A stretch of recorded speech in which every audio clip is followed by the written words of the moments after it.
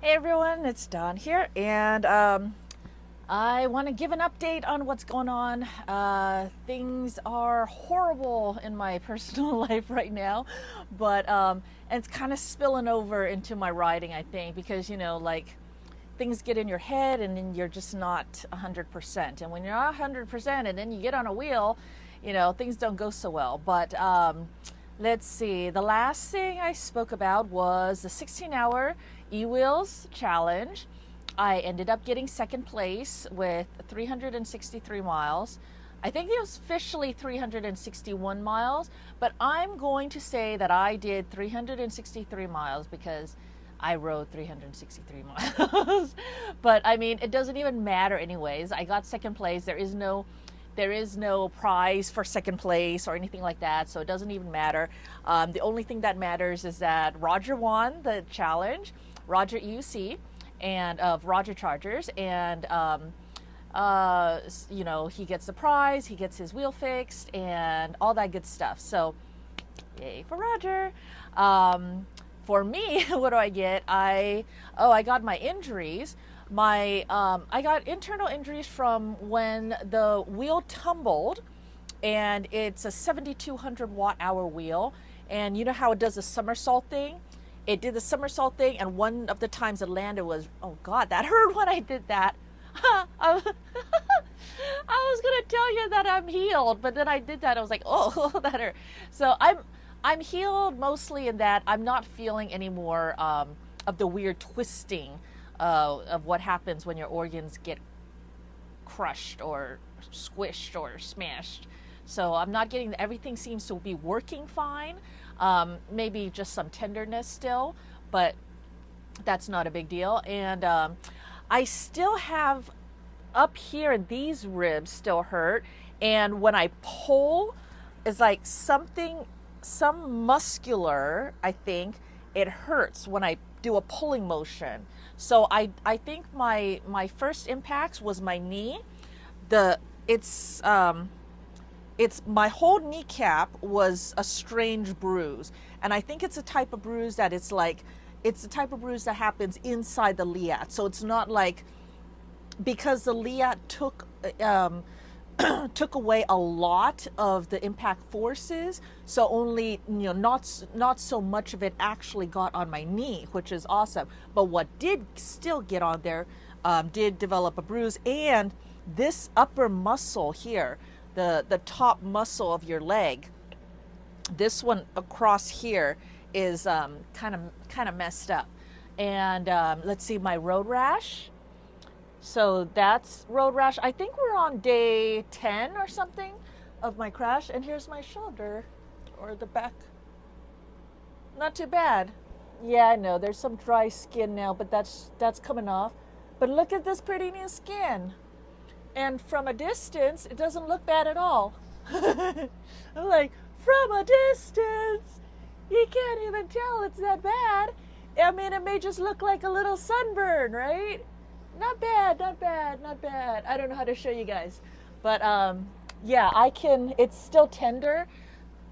When I put on my hard gear and the hard armor is on there and I'm moving around and that hard armor is like scraping on it, then that hurts. But other than that, it's healing up very nicely. And I did something different. So this time I showed you guys how I did the bandaging. This time, well, usually I would only do that for as long as I absolutely needed to, and then I take it off and let it scab, because I'm like, I don't want to mess with this, right? I'm just going to let it scab so I can forget about it.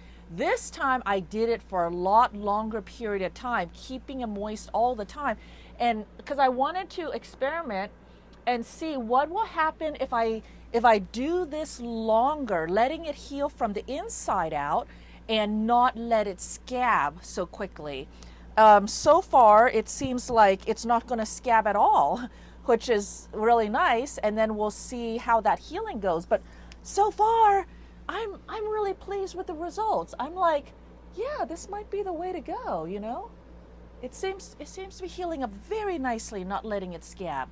I try to keep it moisturized as much as possible, because this new scarring scar tissue doesn't stretch. It's not elastic. And so when I bend and stretch and stuff like that, if it's not moisturized, it can feel really tight and it feels like it'll tear. So keeping it moisturized is, and just any really moisturizing moisturizer. Now I know a lot of people say to use silver, Silvadene and stuff like that. Yes, that is a great one to use. I don't personally use it because I've used it a long time ago when I worked in the ER, and I hated working with it because it has this really heavy, thick, greasy feeling, and it if it gets on your clothes and stuff, it just leaves a mess. And I just remember it's like really messy versus a simple, clear antibiotic ointment that is cheap, readily available. You always have it on hand and it's clear. So, you know, if it gets on you, you just wipe it on your clothes and no one even knows the difference, right? It's just easy. So the way that I do this is just whatever is easiest. So my healing is going well. See, when I take a deep breath, then up here, this area is still like, still tight. My back has been hurting me a little bit, but not too bad. Did I tell you guys that I actually got hit on my ankle? I think I did, right? But my boots totally saved that. So the ankle's totally fine now. Okay, so I think the update for my crash is good. Roger's going to get his wheel fixed up. E-Wheels, Jason is so nice to cover all of that, saving my butt. But let's see.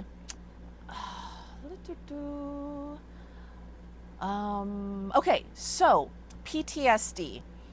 I usually don't get PTSD. One of the things that I can usually do is have a horrific crash, get horribly hurt, and get up as if nothing happened and just go on again like nothing happened. I was like, you know, I'm back up to speed, I'm still doing all the things and all that stuff.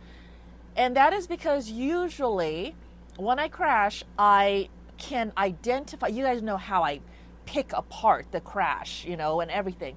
I can usually identify what I did wrong and then go, okay, this is what I did wrong. Don't do this again. Done. And then move on. And so I have no PTSD. Plus, I'm a little crazy. But that's another story. So this time, I do have PTSD. Big time PTSD. And I think it's because in my mind, again, this crash shouldn't have happened. Like, I don't want to be crashing all the time. And, you know, it's like, I definitely didn't want to be hurting Roger's wheel, or anybody else's wheel. Or, you know, it's like, I'm very careful with other people's things. I'm not so careful about myself. I readily admit that. I'm careful about my gear because it's expensive to replace. But, you know, myself, I don't care so much because I know I can heal. And then my gear, I'm more careful about because I don't have the money to replace it. But other people's stuff, I'm very careful about that. So, yeah, I had so much shame when I crashed Roger's wheel. And I did not want to crash. But this crash that I did on his wheel, like, it shouldn't have happened. And so in my mind, I have a break in my mind about it because I'm like, I was going like 30 miles an hour and yeah, the wind hit me, but you know, yeah, I pushed a little bit. I was like, oh, but no, it doesn't make any sense. And that's what's messing with my brain, because if I don't know why exactly it crashed, then it's a question mark, and then I don't know and I can't control that it won't happen again. And that's, so, I don't remember when it was, but I think it was last week or something. Yeah, well, it was definitely last week or something. But the guys, Mike Martin, his son Nathan, Cadero, and John Doe, did a surprise visit to my house on their wheels, and just to check up on me. It's super nice. And then, while they're sitting around, then I was like, hey, well, oh my gosh, my air conditioner's been going this whole time. It's been really loud, huh? Hold on.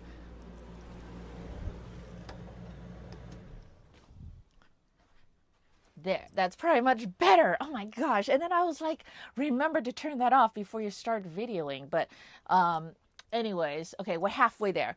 Okay, so anyways, they came to visit, and then I was like, okay, well, I'll just suit up and then we'll go. At that time, I was still quite injured. And but they were just going easy. They were at my house, so I figured I'll gear up, I'll hop on my wheel, and I'll just ride with them for a little bit, and then I'll turn around and come back. And like no pressure, no rush. They're being really chill and all that stuff. Well, we go out, and very quickly, um, they go like 20 miles an hour, and I'm in the back, and I lose them. Like, I am that PTSD. I got on my wheel, and I couldn't really mount. I got on my wheel, and I started to go, and I started to fall off. Like, I was losing my balance. Like, my head and my body was really messed up. Um, from my house to the freeway is 2 miles. And in that 2 miles, we like made 3 stops. And I don't know why we made those 3 stops. I don't know if they saw that I was messed up and they talked amongst themselves, and they're like, psst, psst, psst, Dawn's really messed up. Maybe we just take it super chill and just like stop and hang out and do more of the chatty friend stuff, just sitting on our wheels rather than riding. So we'd ride like a few blocks and then we stop. Right, a few. I appreciate these guys so much.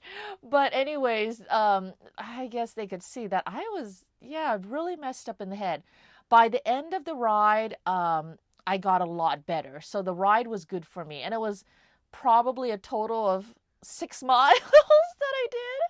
And then I was like, okay, yeah.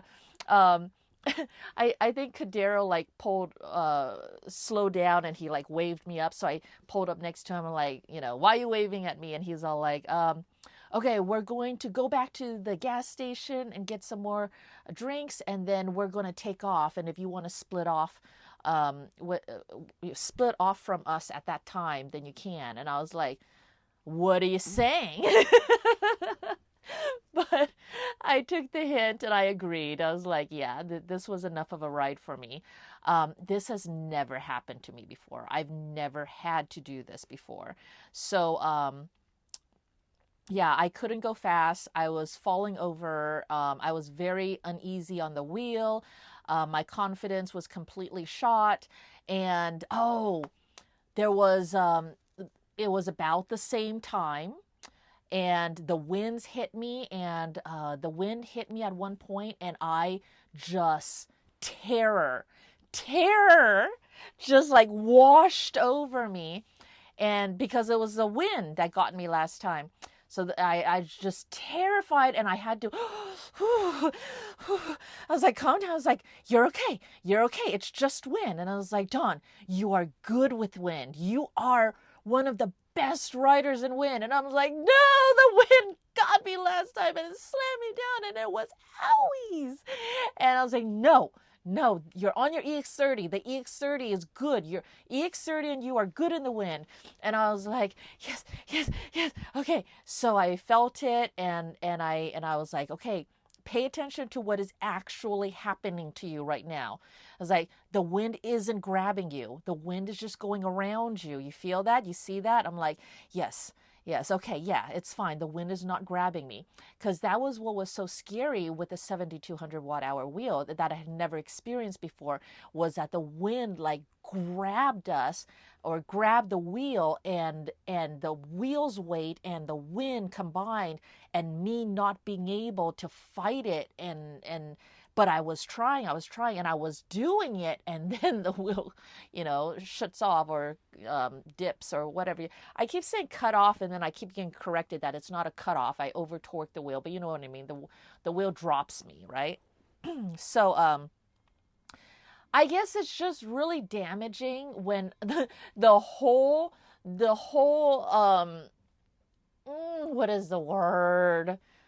The whole thing about these wheels is that you trust the wheel to stay upright, and then it doesn't, and it's such a betrayal of trust.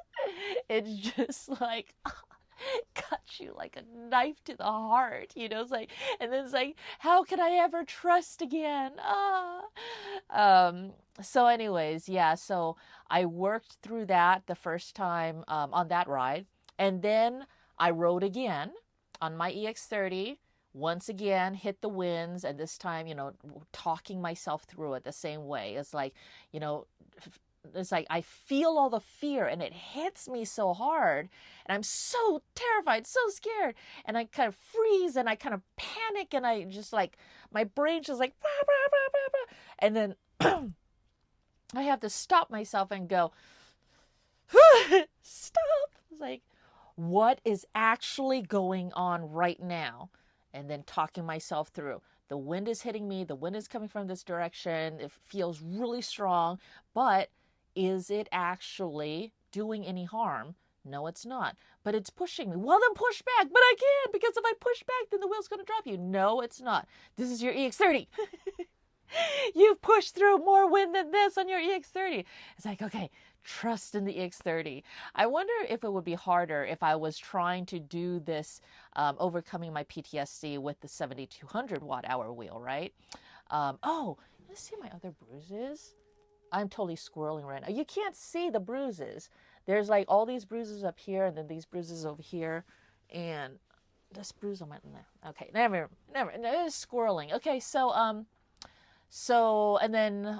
then today I had another ride.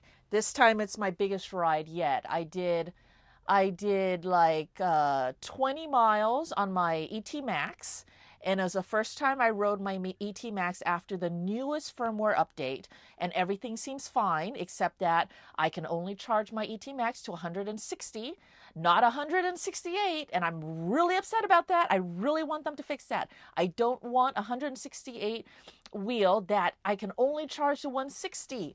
160! Ah! But anyways, the weird beeping issue is now resolved, and everything else seems fine on it. It is so smooth. It is so nice to ride. I didn't take it up to serious speeds. I think 55 was 55 miles an hour. GPS is the fastest that I went on it. And today, I'm not back to full speed yet. And so I did like 20 miles on that one, and then I had to go further out, so I ended up doing another 40 miles on my EX30, so in total. And once again, I hit wind. Once again, I still had to talk myself through it. But I also crashed today. So do not get down on me about crashing, okay? Here is something that I know about myself, and I have said this before in the past. Wait, how much time I got? Okay, I got a couple more minutes. Here's something about me. I will test all the limits. I will test all the limits in all the different ways, and I will find the utter limits, meaning test until crashing or test until failure. All the different ways until I find what I know is to be the actual true limits of everything, leaving no stone unturned. I don't know why I do this, but I just do. So today's lesson was, I was going through an intersection, and all of a sudden there was a sudden stop of all the cars in front of me. And I had to brake hard, emergency brake. I'm on my EX30, and I am still not fully recovered from that wobble crash with the emergency braking wobble crash on my EX30.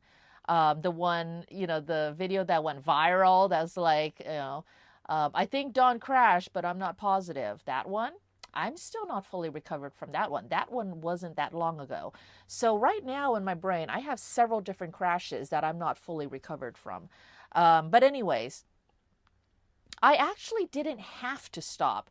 I knew that I could hop over and get on the sidewalk. I knew that I had this out, but I chose to brake because I was like, no, I can do this. I can, I can do that. I started wobbling. I rode out the wobbles and I was like, okay, as we're wobbling, we're fine. I can do this. I have enough distance to brake. And then we're wobbling, but it's wobbling pretty good. It would have made a great video, but I'm not videoing right now as I ride because I want to focus on these mind things that are going on in I'm trying to recover, so I'm not focusing on entertainment right now. But anyways, oh my gosh, I'm over time. Okay, so really quick, I'm wobbling really bad, but I can do it. So I can do it. And so I sit back, and I'm still wobbling as I'm sitting back, but I'm balancing fine. And fine, I mean, it's taking all of my concentration and I'm doing everything in my power, but I'm doing it. And then, and I'm slowing down. So I'm definitely quite slow by now. And then I was like, okay, this is enough. And I just sit back really hard and I fall over. When I fell over, I landed on my butt. I was fully aware of everything. I landed on my butt and slid a little on my butt. I landed on my arm. I threw my arm down onto the ground. So here, the sleeve over here tore.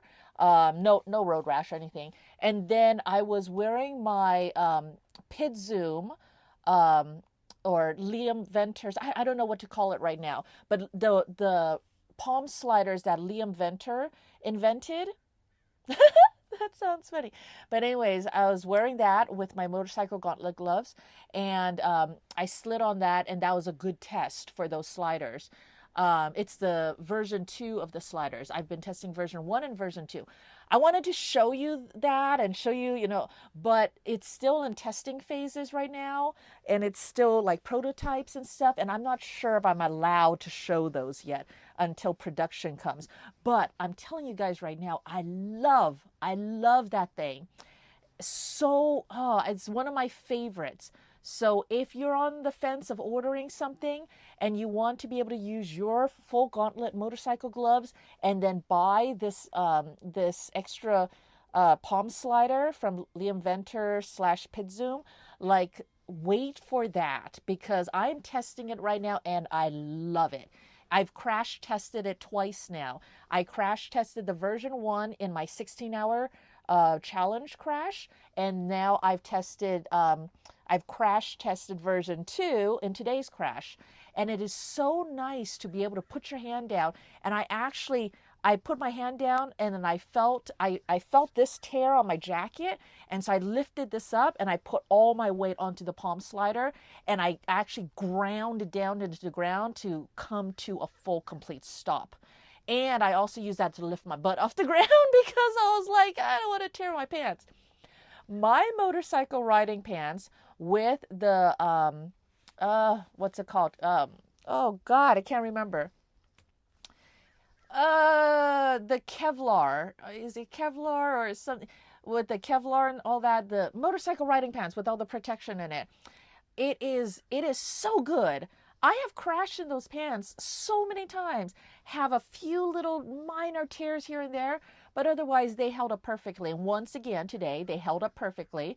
No tears or anything, just a little scuffed up on the material, but held up perfectly. So my jacket held up well, but I did wear a hole through it, so I'm going to throw a patch or 2 on top of that, so that'll be easy fix. And then I did scrape down the Ptsd wrist thing, and I did scuff up my backpack a little bit, but anyways, not bad at all. So I go to pick up my wheel is turned off. There's no power to my wheel. And I think that is the first time I have crashed and gone to pick up my wheel, and my wheel is shut off. It's powered off. So I am confused. What does that mean? Does that mean it was a cutout? An actual cutout, not just me saying the wrong words? Because what exactly is a cutout, right? I thought the cutout is when the wheel powers off. But what makes the wheel power off? And then the over torque is what I usually do, which is pushing for too much power from the wheel, that the wheel doesn't have enough power to keep itself upright. So then it topples over, but it still remains on. So this is the first time I went to pick my wheel shut off. And I don't know why. So I fell backwards, landed on my butt slid. My wheel was attached by my tether, and but it was powered off. So maybe it powered off anyways. So what exactly happened? I think that I leaned back so far, I over torqued it, or I leaned so far that it triggered the tilt angle. You know, the 65-degree tilt angle cutoff setting? You can set it to like 35, 45, 55, 65. I always set it at the highest setting. So if the wheel tilts in any direction, like 65 degrees at the highest setting, then it will cut off, right? But even if it does that, I thought it still remains powered on. Why is the wheel powered off when I picked it up? So I don't know. Questions. If you have any ideas, leave it in the comments below. But that is my story and update for now. So yeah, it's kind of a mystery. I didn't get hurt. Everything was fine. But now I have a mystery. And now I'm like, okay, so don't do that. I can't over torque a wheel going back, braking. So anyways, that's the update for today. Thank you so much for joining me. Thank you to all of my members. I am putting this video in members first, and then I will make it to the public in a couple days or whatever I feel like is fair. Anyways, hope this helps. Let me know if you have any thoughts below, and I'll talk to you guys later. Bye.